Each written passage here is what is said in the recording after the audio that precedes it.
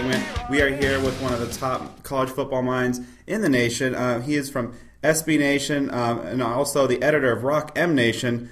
He is, of course, Bill Connelly, a Missouri Tiger insider. Bill, thank you for coming on the show tonight. How are you? I'm pretty good. How are you doing?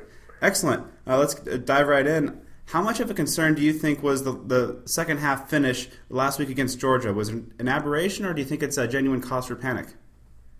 Well, I think, it was proof that if the opponent has somebody as good as Jarvis Jones, then Missouri might not be able to withstand for 4 full quarters. I mean, he really was an enormous difference in the fourth quarter. Missouri's momentum had already begun to stall a little bit, but they were still trailing by 7 points. He picks off a pass and returns it to the 1, then forces a fumble, and it's recovered at the 5, and that was the end of the game. So, I was pretty happy with the passing game. The run game as a whole, it was not very effective, both because of the line and because of Georgia's own, Jarvis Jones again, among others.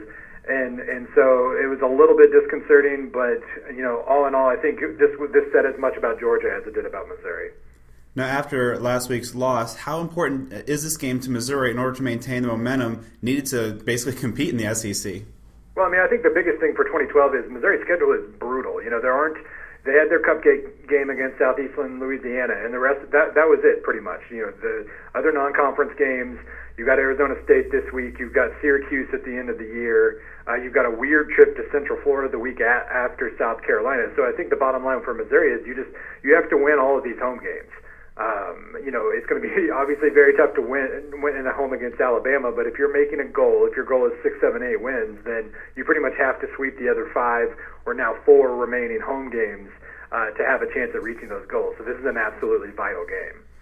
Now, how is Missouri's offensive line doing? Looks like Fisher's going to be out for a couple weeks. You recently described the unit as the offensive line as a match unit. So how are they looking for Saturday's game?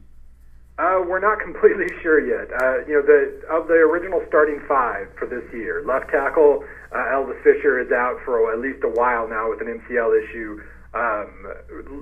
The original starting left guard, Travis Ruth is out for the season. The original starting center, Mitch Morse, is now the starting right tackle. The original starting right guard, Jack Miners, hasn't played yet, and he's still questionable for this weekend. And then the original right tackle is now left tackle. So it has been horrendous. The top tackle backup has been out, or is out for the season, I should say. Gary Pinkel this week pretty much said that this is the most injuries he's ever seen on an offensive line, and all within about a month's time. And B, nobody cares. You got to do it anyway. You got to win. You got to figure out how to win. And they protected James Franklin the other day against Georgia. They really didn't open many running holes. So it's going to be kind of interesting against Arizona State because, from what I can tell, Arizona State was great against the pass against Illinois, but there were some holes to be made there against the run. So it's kind of a strength versus weakness thing, or strength versus strength, weakness versus weakness, I should say.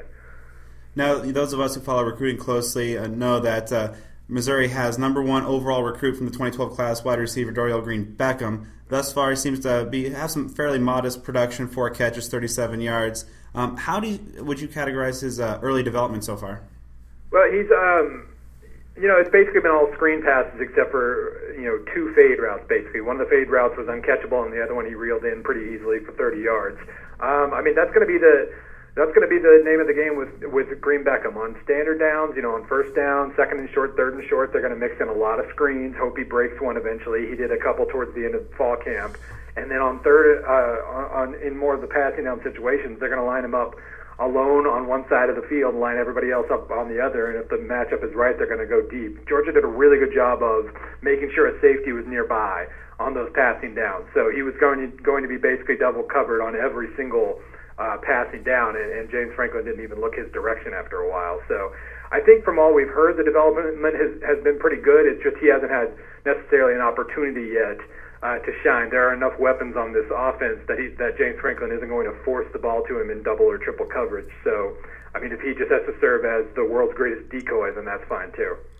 Now, while it's still early, what are some of the team's strengths and weaknesses that you've drawn through Missouri's first 2 games? I really like the explosiveness in the passing game. We saw that obviously against Georgia. They scored on 2 long touchdown passes with Marcus Lucas and LaDamian Washington, the 2 guys who scored those touchdowns. plus Dorial Green-Beckham, there really is some good vertical passing ability, more than we've had on this team for quite a while. And then, if that gets rolling a little bit, then that opens up a lot of underneath options, like, of course, TJ Moe and everything else. On defense, I'd say the strength is the front seven, honestly. The front seven showed very, very, very well against Georgia. There were a couple big plays here and there, but a lot of them, like one of them was on an all-out blitz. It was a perfect screen pass, and I have to give Georgia quite a bit of credit for that. But against the run, Missouri showed up very, very well. So then on the flip side of that, the weaknesses, I guess, would be, the run game is uncertain right now because of the offensive line, pretty much. James Franklin's a solid runner. Kendall Lawrence has been great in limited opportunities, but there were just no holes against Georgia. And we'll see how that develops. We'll see how the line continues to develop. Obviously, some continuity whatsoever would be great on the line, but it hasn't happened yet. And on defense, number one cornerback E.J. Gaines is fantastic. Tavares King barely even was targeted with any. I think he was targeted with 4 passes last week because Gaines had him pretty much locked down. The depth in the secondary, though, could be an issue. The numbers, I think it was Georgia's number 3 receiver, Marlon Brown, caught 8 passes for 100-something yards and a couple touchdowns. And so if you have a deep passing game, then whoever's lined up on that nickel back or that third linebacker could have some success. And obviously Arizona State has a pretty deep receiving core, I think, as far as I can tell, so that could be an issue. Now, when the Tigers came to Tempe last year, Sun Devil fans got to see firsthand James Franklin do his thing in only a second career start. Now, almost a year or over a year later, what type of player is he versus last September? Probably not as developed as maybe we would have hoped, but he still makes some of the same mistakes, or he still has some of the same bad tendencies, I should say, in terms of if he makes a mistake, another one's probably going to follow pretty quickly. After he threw that interception to Jarvis Jones, he almost threw another one on his next pass. That was a bad tendency of his last year, and we don't have proof that it's been rectified. But that said, he can go long periods of time without making one of those mistakes. He went games at a time last year without falling into one of those funks. And so if Arizona State can't disrupt him and really make a serious play against him, and that was, of all Missouri's troubles last year in Arizona, that wasn't one of them. Franklin had a great game. If they can't disrupt him, then he really does. He is a good decision maker, and he's a strong runner. And for all the talk about his off-season health problems, his shoulder has been perfectly fine so far. So it looks like he's probably just about the same player as last year, and maybe that's a little disappointing, but he's still that was a pretty good player last year. Now, last year, ASU's quarterback situation was a lot different. They had Brock Osweiler, who had a stellar game and leading the Sun Devil victory. This year, a different story. So if you're in Gary Pinkel's shoes, what's your evaluation of ASU's 2-quarterback system, and how should the Tigers attack ASU's young quarterbacks? Well, I think the front seven, or I should say not the front seven, the defensive ends, Brad Madison, Coney Ely, and Michael Sam have all been very, very good. And I think the key is going to be, well, for any defense against an offense that really wants to spread you out and pick you apart to a lot of different weapons in a lot of different ways. The key is going to be developing pressure with that front four by itself. When you start having to take chances and start having to blitz extra people, then things go downhill in a hurry for you more often than not. So I think if Missouri's defensive ends have a really good game, then that could disrupt things enough, force some turnovers, since this is a relatively inexperienced offense, even though it's shown some serious explosiveness so far. And you just hope that first road trip of the season, first hostile environment of the season going against you, that Missouri can force some of those mistakes with the front four and then take advantage of them with everybody else. Now, from the Tigers' perspective, what do you think should worry them most in facing the Sun Devil team? Well, honestly, I just think Missouri, even last year, it was weird considering the conference they were in, but even last year, Missouri was better suited to play kind of a strict 4-3 defense and against more pro-style, power-based offenses. Their linebackers are very good. Well, one of them is out this week because everybody on this team is hurt right now.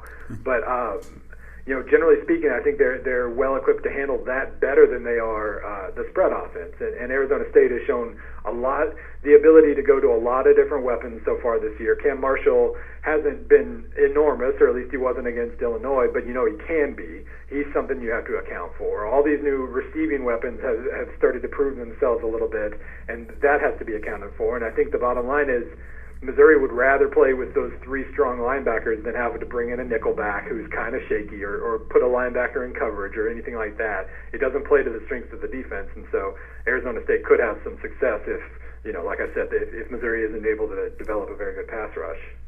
And what kind of atmosphere should ASU be expecting in Columbia, which is now SEC country? I think it's a good atmosphere. It won't be Georgia last week. That was kind of 10 months of pent-up anxiety and excitement, but it should still be a good crowd.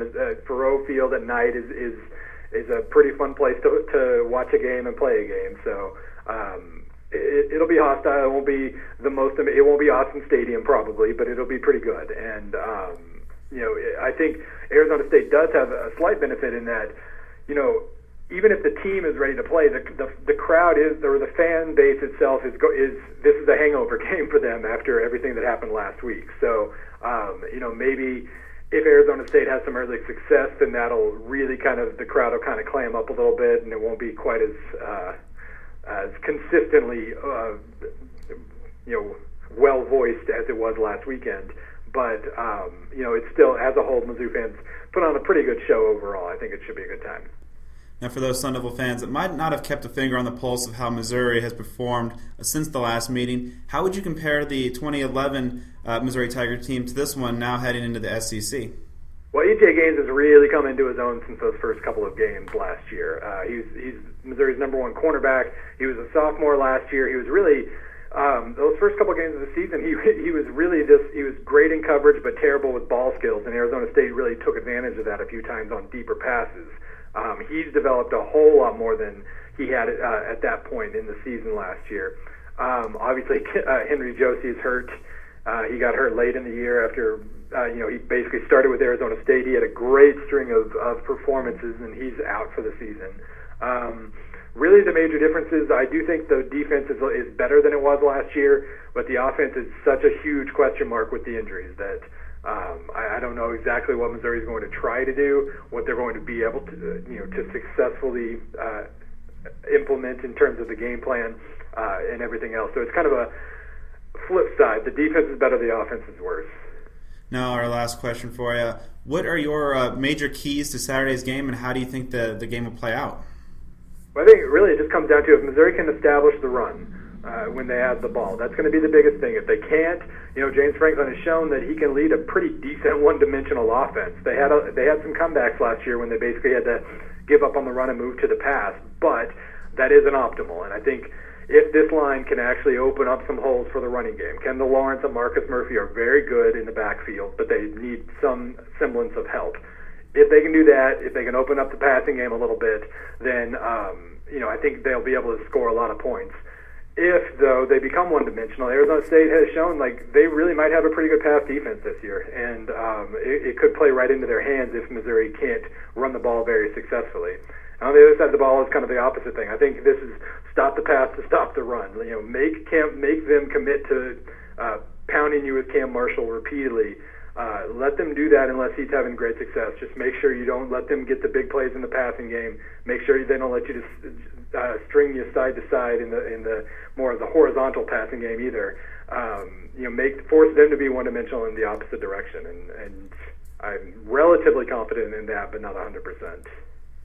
Well, Bill, that's tremendous insight. We greatly appreciate it. We encourage all our listeners to log on to rockmnation.com to check out your work on Missouri, and also follow you on Twitter, SBN_BillC, because you have a lot of great football stuff on there, not just about Missouri, but football in general. Bill, once again, thank you very much. We really appreciate it. Thank you.